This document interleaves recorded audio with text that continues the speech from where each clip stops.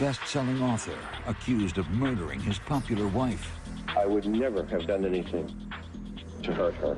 I think Michael Peterson is a master at making people see what he wants them to see. Was it an accident or foul play? How do we go from soulmate and lover to cold-blooded murderer? Could the local hero really be a killer? Sitting here today, I have no idea who Michael Peterson is. None whatsoever. A man who had it all, but would he kill to keep it? Find out tonight on Power, Privilege, and Justice.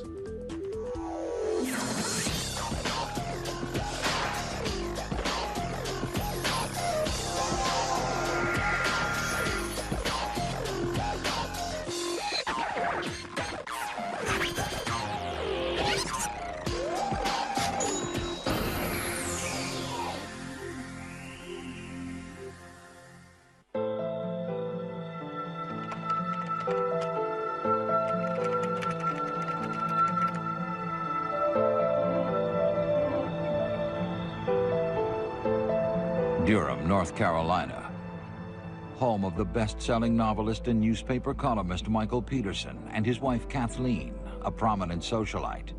They were a real couple. It was the kind of relationship that, you know, everybody wants or strives for. The Petersons lived in a sprawling 14-room mansion in Forest Hills, Durham's most prestigious neighborhood. They're both so bright. And you put them together, and you've got a whirlwind of intelligence and charisma and excitement and insight, and people just like being around them. Everyone in Durham knew the rich and popular Petersons. Kathleen was a fixture at society events. Michael was a best-selling author and a war veteran. But all that would change in December 2001 when the police received an emergency phone call from the Peterson house. 911, where's your emergency? 1810 Cedar Street, please. What's wrong? My wife had an accident. She's still breathing. What kind of accident? Still on the stairs. She's still breathing. Please come. Is she conscious? What? Is she conscious? No, she's not conscious. Okay, how many stairs did you fall down? What? How many stairs? Stairs. How many stairs? I could hear someone that sounded like they were sobbing. When we got into the house, and as soon as we made our left-hand turn and went just a little bit forward, is when we noticed that that's where the patient was laying, was at the foot of the stairs. And Michael Peterson was standing right there on top of him. Her laying there, I mean, blood everywhere on the wall, all over her body. Her eyes was open. I can just, that look out in space, like, just looking nowhere. You see it 100 times in EMS with the eyes open, the patient is deceased. Distraught, Peterson tells the paramedics that he and Kathleen drank champagne and watched a video before deciding to go to bed. He went out to the pool to turn off the lights while Kathleen went up to the bedroom. When he came back in the house, he found her lying at the bottom of the back staircase. Durham Police Sergeant Terry Wilkins arrives next at the Peterson house. I was immediately struck with the amount of blood that was on the scene, and there was spatters considerable distance up the wall. There was a pool of blood. It was very obvious that there was a need to call someone. Homicide Detective Art Holland is paged to the scene. There was just a tremendous amount of blood on her clothing, on the walls, behind her, on the steps, on the face plates of the steps, and on the bottom of her feet. As Holland examines the scene for other clues, police officers escort Michael Peterson to his study at the other end of the house. He did seem somewhat confused. There were some things that I would say, as a normal part of my behavior, I'm not sure that I would be acting that way. It was brought to my attention that Mr. Peterson was on his computer at some point when his wife has just been found deceased. It just sent a message that he was not, or did not seem to be concerned about losing his wife. Holland continued his survey, finding blood on the ground, the couch, and the front door. There was some blood on the inside of the door, which appeared to be smeared or wiped. There was the smell of the alcohol in the sink, why it was poured down the sink, and the placing of the 2 champagne glasses beside the sink, one being smudged with fingerprints and the other one, there was just no finger impressions or smudges on it whatsoever. There was just a lot of things that just did not add up. But based on the scene, Holland did know one thing. Michael's story just didn't make sense.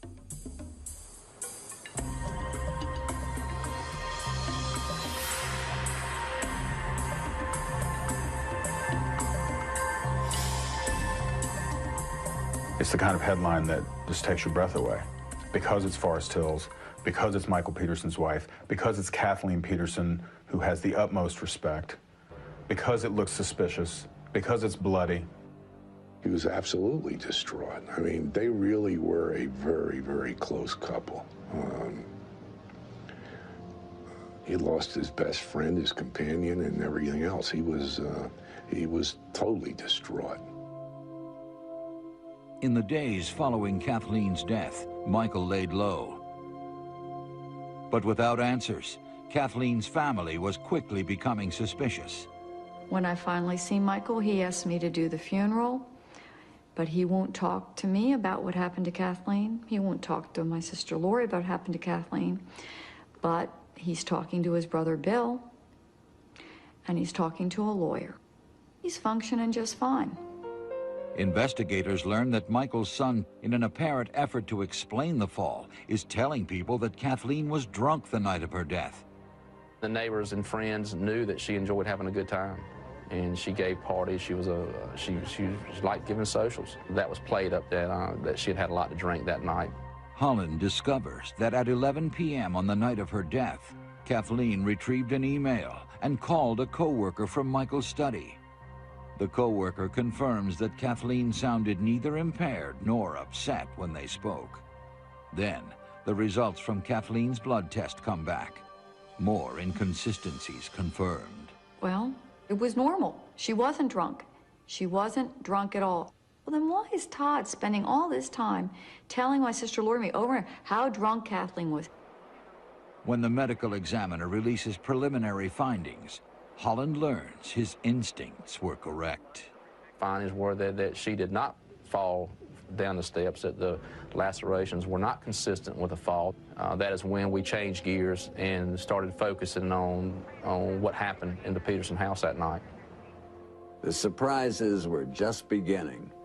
Once investigators started looking closely at Michael Peterson, they would discover secrets in his past that would shock everyone in Durham who thought they knew him.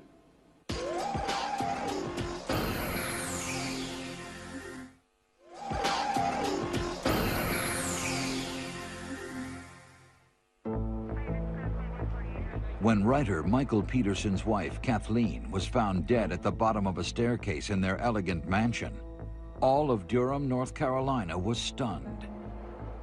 Michael told police it was an accidental fall, but lead investigator Art Holland had his doubts. Well, this case is like no other that I have investigated. It was a very complicated crime scene. You know, when you're dispatched to a shooting or to a stabbing, you know that it was a shooting or a stabbing. In this particular case, it wasn't like that. There were cops and police cars camped out on the lawn for days. Neighbors couldn't believe that the Peterson house had become a crime scene, or that their famous neighbor might be mixed up in murder.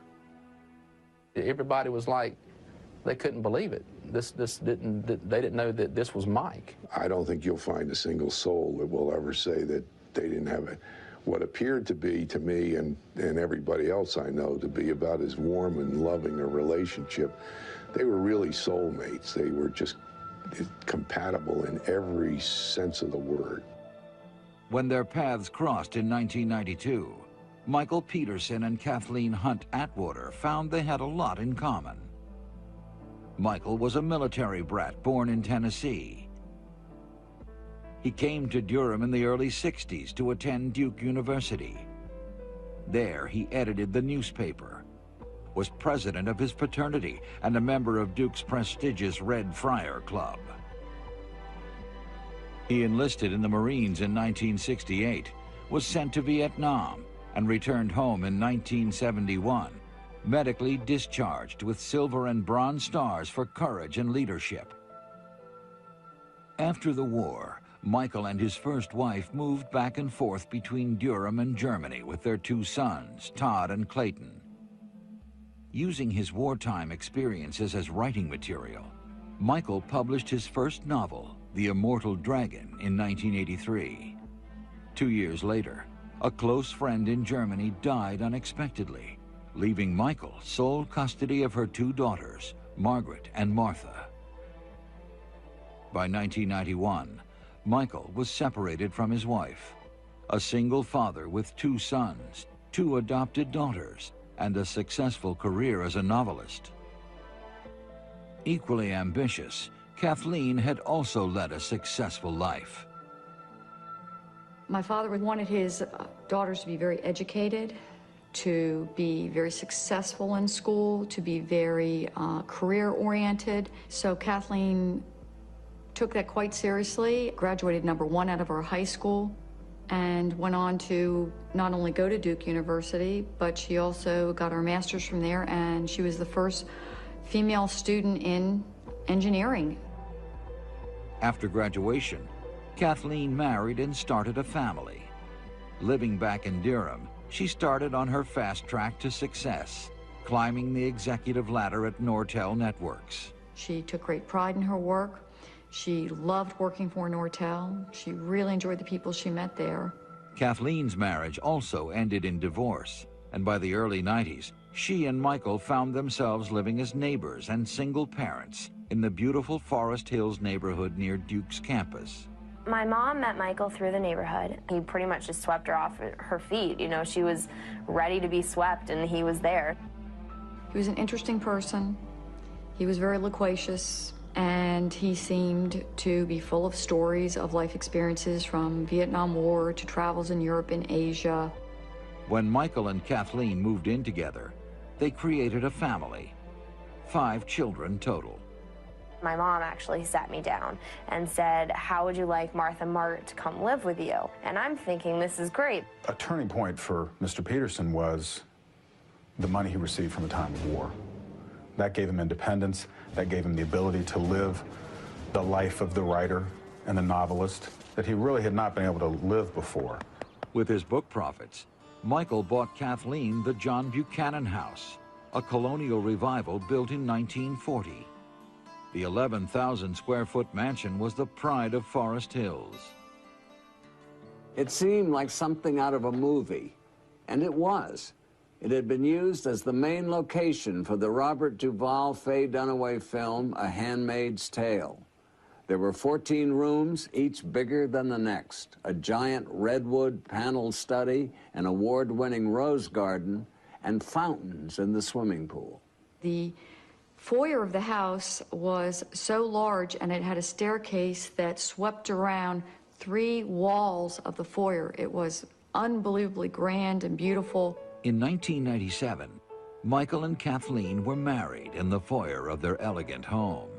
Kathleen was really a happy, beautiful bride, and she had magnolia leaves all down the railing, and she had the wedding of her dreams. And I think up on top of that hill in Forest Hills, Mike Peterson was where he thought he belonged. Michael and Kathleen quickly became known within Durham's inner circle for their lavish cocktail parties and grand dinners. My sister thought nothing of having 30 to 60 people for dinner. Her friends saw her as a superwoman, a mother of 5, member of the Durham Arts Council, and senior executive at Nortel. This woman could make that house look perfect, could rise to the highest levels of a very competitive company, be a wonderful mother, and be out and about in the arts, and cook, and hold parties. How many people do we know that can do all of that? Michael was just as ambitious. He began writing a column for the Herald Sun newspaper, crusading against local corruption and police bungling. anybody in a position of power was not a friend of Michael Peterson. He had alienated a lot of people because he's very opinionated, and he was attacking the establishment here. Encouraged by his increasing popularity and his reputation as a man of the people, Michael ran for mayor in 1999. What I think we need to do is go back to our center. But his ambition landed him in the center of a scandal. Basically, Mr. Peterson has been walking with a limp for some 30 years, and he's been saying that it was a result of a war injury, and it wasn't. It turns out Peterson hadn't injured his leg in combat.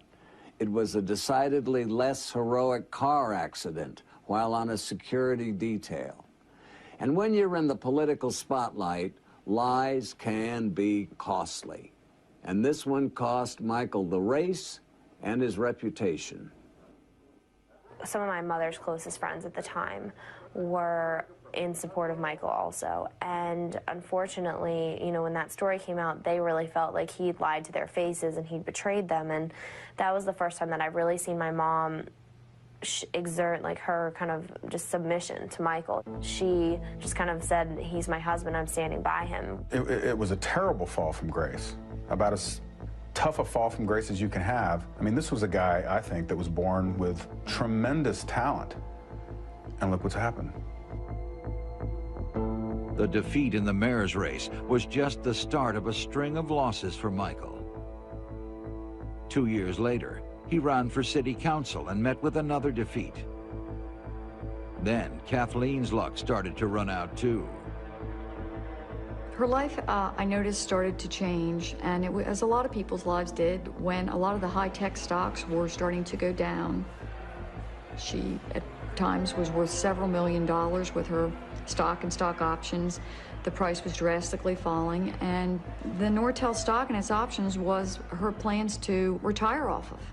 She had plans at some point to move to Paris and have a second home there. The Petersons' perfect life was beginning to unravel. At work and at home. The house always needed a lot of work. Anything to do in repairs of the house was never a couple $100. It was thousands or tens of thousands of dollars to fix. She talked all the time about work. And I remember there were times when she would call me crying hysterically. And I think that it really was taking a toll on her. It was clear that they were in a significant cash flow conflict. They had $143,000 worth of credit card debt, which to most folks is an awful lot. Clearly, the Petersons were in financial distress. The house, the stock options, the bills. But don't think Michael wasn't aware of what remained. $1.8 million worth of insurance on Kathleen's life.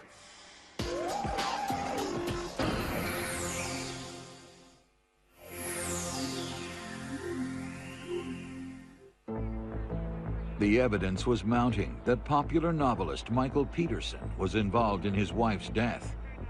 But many friends continued to believe he was innocent. The people that knew him thought they couldn't believe it, and they supported him, and they thought it was a political, you know, they're going to get him kind of thing. And the people that didn't know him assumed he was guilty. My mother and Mike had an absolutely loving relationship, and there's no way that either of them would ever wish any sort of harm on the other one. At the time, you know, people questioned, well, why was I so supportive of him then? But at the time, I had no really other way to think, and who wants to think that their stepfather has done this? My mother would just be absolutely appalled, and this is the last thing that she would have ever wanted to happen to her husband. And then the autopsy report came out, and that, of course, made me completely convinced that she was murdered. Dr. Deborah Radish, a forensic pathologist at the State Medical Examiner's Office, conducted the autopsy. At the end of the autopsy examination, taking into account the number of scalp lacerations, their locations, their orientation, together with the neck injury, the findings were unequivocal that this was not from a fall down the stairs. And the fact that she was found at the bottom of the stairs would indicate either that's just a coincidence or she was there for a reason, perhaps to make somebody think that she had fallen down the stairs. The pictures were beyond pale.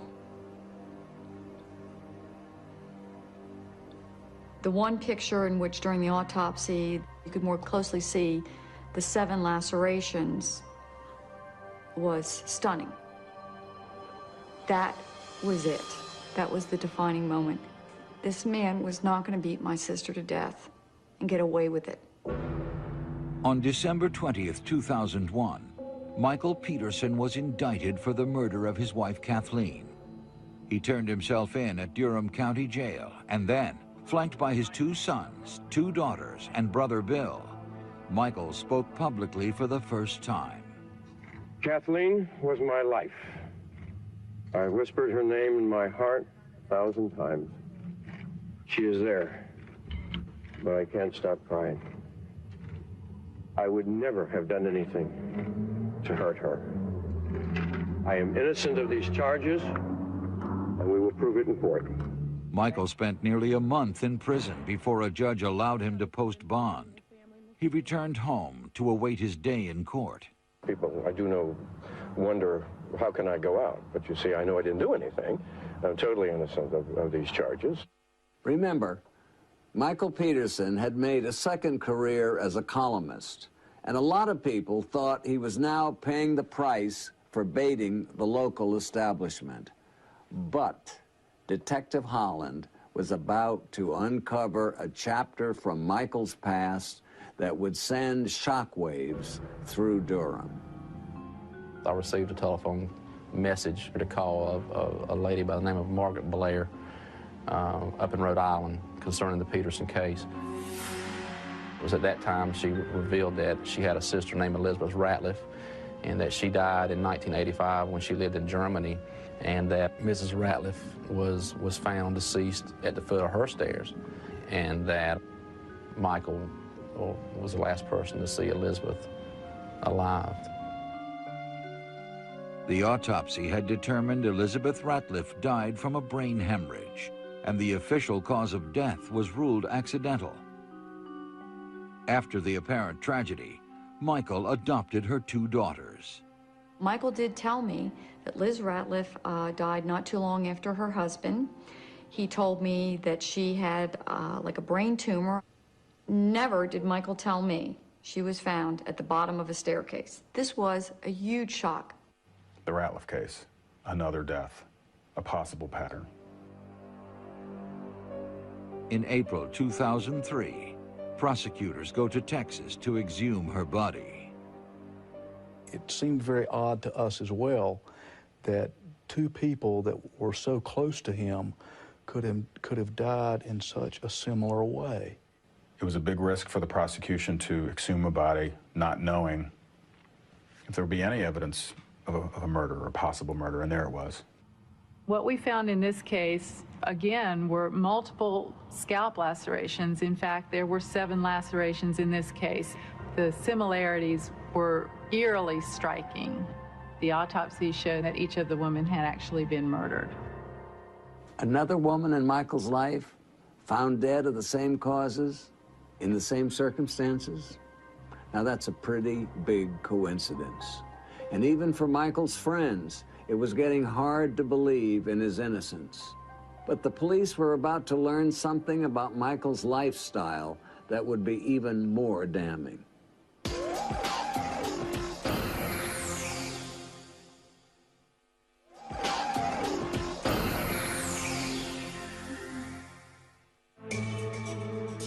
Michael Peterson's arrest in the murder of his wife Kathleen shook the Durham area. But his connection to a similar stairway death in Germany left friends wondering just who he really was. When I found out that Liz was dead at the bottom of the staircase, this was a huge shock. Now there's 2 women found dead at the bottom of the staircase. Unbelievable. Michael's 2 sons, Todd and Clayton, fervently stood by their father from day one. Even his daughters, Margaret and Martha, who had now lost 2 mothers in similar falls, remained by his side. 4 children vigilantly supporting Michael Peterson, and Kathleen Peterson's only daughter saying, something's wrong here. And then Caitlin broke off, and everything changed. I think that was when I realized that we were on a separate mission. I was on a mission really not to convict Michael. That was never my mission. It was really just to get to the bottom of what happened to my mother. The police thought they knew exactly what had happened to Kathleen, that Michael killed her for the insurance money. Ironically, Michael was going to use that money to fight back. He hired a high-powered, high-priced lawyer, David Rudolph. Michael had a long history of challenging authority in Durham. Not just the police, but the power structure, the editors of the paper. Now, do I think that the Durham police were out to get Michael in any sort of conscious way? No, I don't think that. Do I think that their view of the scene and of Michael was influenced by the fact that they had negative feelings about him? They're human beings, and we are all influenced by that. Going up against Rudolph, prosecutors knew they would have only one chance to get it right. What we needed to do was show that this was a homicide and not an accidental fall, and we had to tie Mr. Peterson to it. The prosecution would have to demonstrate that Peterson had a financial motive. They were basically having to live month to month on credit cards. She was on the edge of losing her job. All those things combined, from a financial perspective, we thought caused significant stress in that home. The financial motive was sort of silly. I mean, you're going to kill your wife because she might lose her job when there was not a shred of evidence that Michael Peterson had ever expressed to anyone that he was concerned about that? As the trial drew near, the state revealed one more card they had up their sleeve. The hard drive of Michael's computer had been analyzed by experts and yielded a surprising hobby. Hundreds of pornographic websites, over 2,000 downloaded photographs, and a bizarre email exchange between a male escort named Brent Wolgamott, a.k.a. Brad, and Michael Peterson. He was a married man, and this is how he was spending his spare time while my sister's at work. You're immediately saying, what kind of marriage did they have? Is he gay? Is he bisexual? And could they have had the kind of marriage that's been described if he's bisexual? Absolutely nothing indicated that Michael Peterson was having any kind of relations outside of his marriage. The evidence was he had had an email exchange with a gay escort, and then nothing happens. But the state seemed to have a solid case against Michael Peterson. A damning autopsy report, the mysterious death of Elizabeth Ratliff, and the emails he sent to Brad. But where was the murder weapon? One unanswered question is all a smart defense attorney needs. And so the trial began.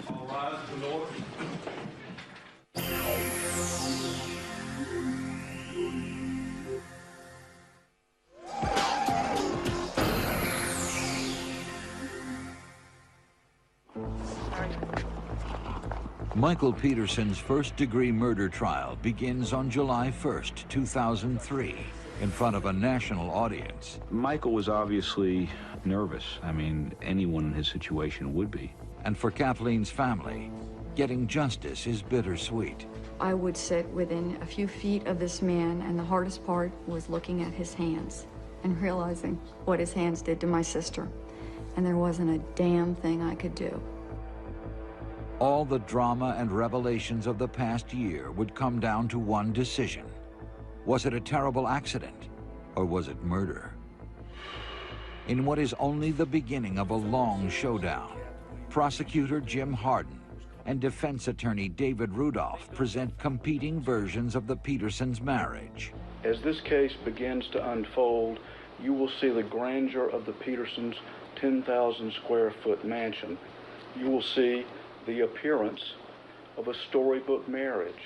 If the prosecution is correct, how do we go from soulmate and lover to cold-blooded murderer? How does that happen? Well, the answer is very simple. You don't. The strongest evidence of Michael's innocence is the call he made to emergency services the night Kathleen died. 911, where's your emergency? It was not the kind of call that you would expect to hear from someone who had murdered their wife. Please, get them in here right away. Please. Okay, somebody's dispatching the ambulance while I ask you questions. It's a divorce deal, okay? Please, please. Okay, sir, somebody else is dispatching the ambulance. Okay, is she awake now? Hello? Hello? The defense painted a picture of a grieving widower, pointing out that no one had ever actually seen the Petersons fight. But the prosecution countered that for Michael, love was no match for money. So like I said, this is an approximate amount owed on credit card and installment debt and credit line debt close to the time of Kathleen Peterson's death. And the amount is $142,728. The state contends that Michael's way out was through Kathleen's hard-earned benefits and life insurance. First of all, the amount available to Mr. Peterson upon Ms. Peterson's death would have been what? $1,834,166. Michael's greed, they argue, drove him out of control that night, and the blood on the walls echoed that rage. The way I observed that, again, what appeared to be large quantities of blood all over the floor, all over the victim, her hands, feet, her clothing, the walls. There was blood that was underneath a photograph inside the staircase on the north wall that was, the photograph was up pretty high, and there was, blood stains on that photograph. It just seemed unusual to me. In my opinion, the cause of death in this case was due to blunt force trauma of the head. Were you able to determine, in your opinion, what the manner of her death was? In my opinion, the manner of death in this case is homicide. Blood spatter expert Dwayne Deaver testifies that not only did a beating occur, but someone had tried to cover it up. In other words, something contacted the wall with blood on it, made smears in here, and then another impact occurred, creating another stain which came across the top of that. Then, the chilling connection. Through graphic recreations, Deaver explains that small blood spatter stains on Michael's shorts could only have been made if he were standing over Kathleen as she was beaten. For the stains on these pants are consistent with impact spatters with the result of a forceful impact, and that the individual wearing these pants at the time of that impact was in close proximity to the source of blood when it was impacted.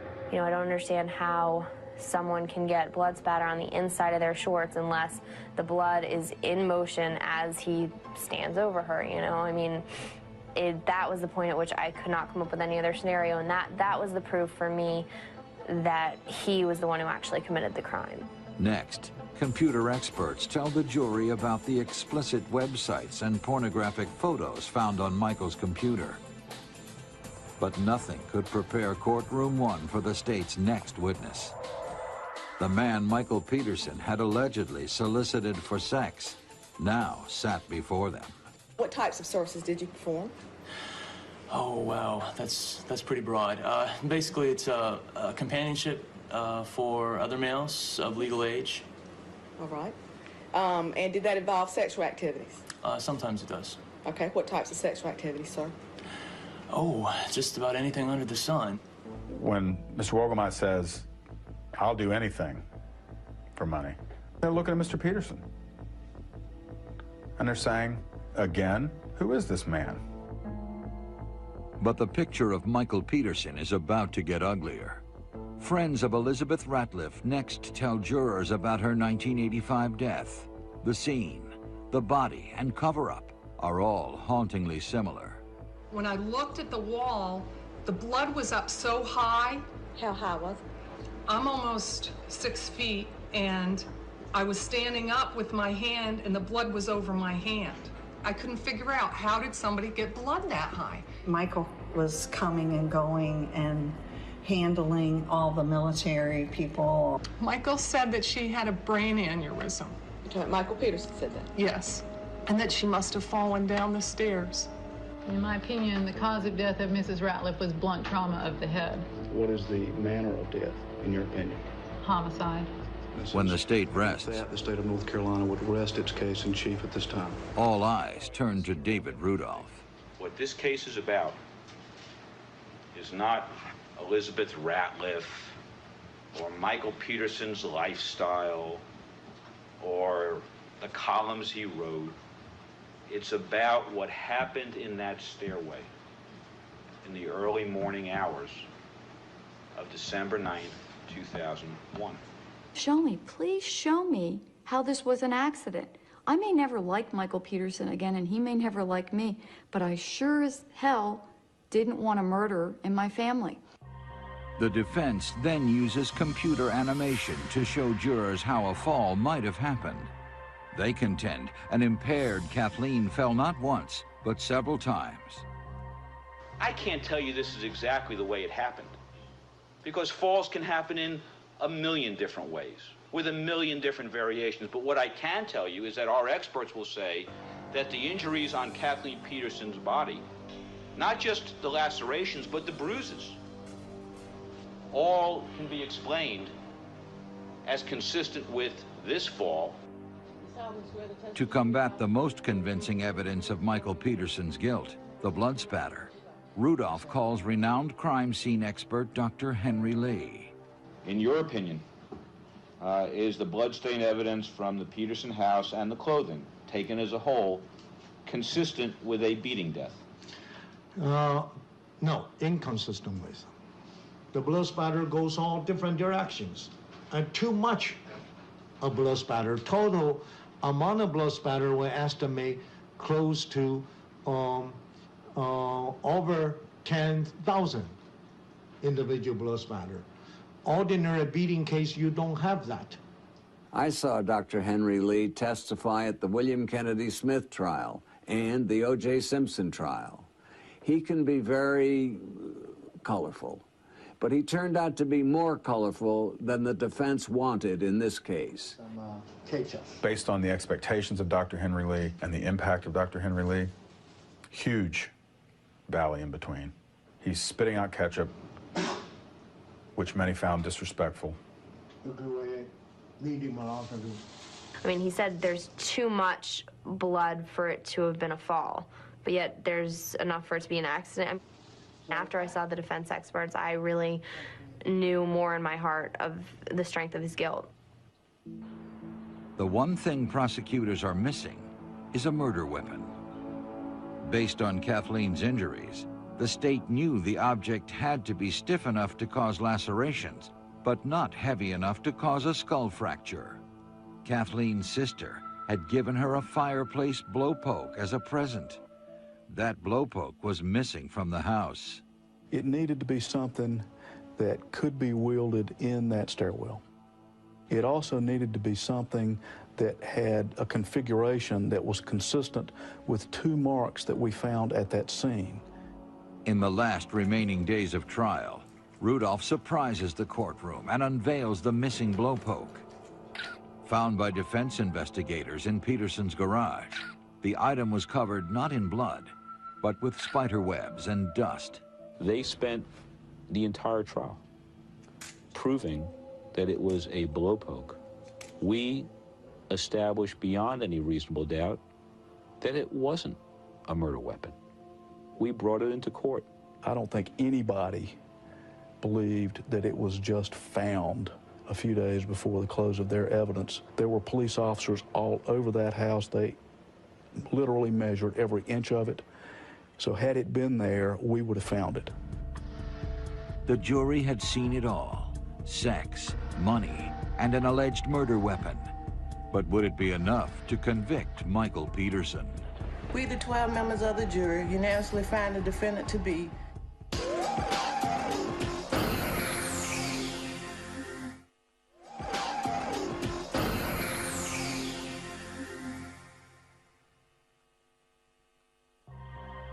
talked about the fact that it's the state's burden to prove beyond a reasonable doubt. The trial of Michael Peterson for the murder of his wife was coming to a close. After 13 weeks of testimony, it was now up to the jury. They had to decide whether to believe the most important story he ever told or send him to prison for life. In closing arguments, both sides urged the jury to use common sense and make the right decision.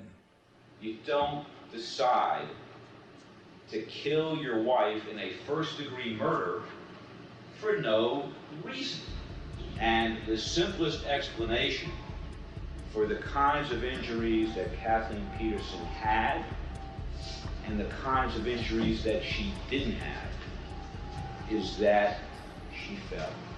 To me, the strongest words of the trial were the quiet, soft, yet steely words of Jim Hardin, almost whispering to the jury. Ladies and gentlemen, these walls are talking. Kathleen Peterson is talking to us through the blood on these walls. She is screaming at us for truth and for justice.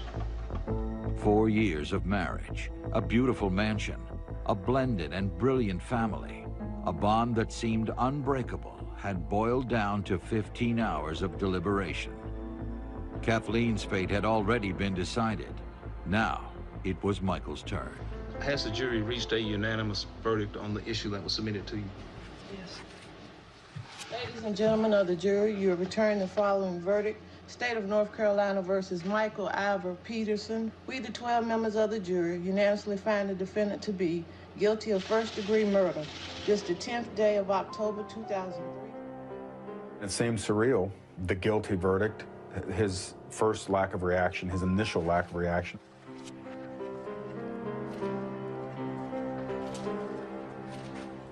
I'm not sure he was so shocked.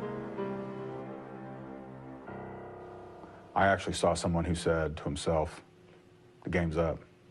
Is there anything you want to say before the court imposes judgment? I'd like to say,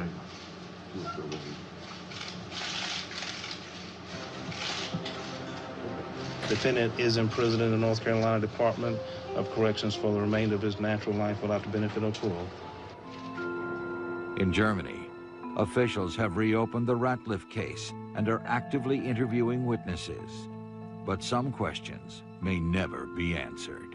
I felt absolute relief for Kathleen's family because I knew that with this verdict, at least this chapter in this book could be closed. But in terms of exactly what happened on that evening, nobody knows but Kathleen Peterson and Michael Peterson. It's hard to think that she obviously, went through suffering on December 9th, and I'm sure that there was a lot of suffering before then that I sadly probably didn't know about. I think that it's really nice to just remember her as such a loving and giving person that really, I don't think she really had any regrets except for she would have loved to live 100 years more, so. Michael Peterson may have been a celebrity at one time, but fellow inmates weren't exactly lining up for autographed copies of his books. In fact, just a few days into his life sentence, he was beaten up in a prison fight. Small consolation for Kathleen's family, who were trying to get used to life without her.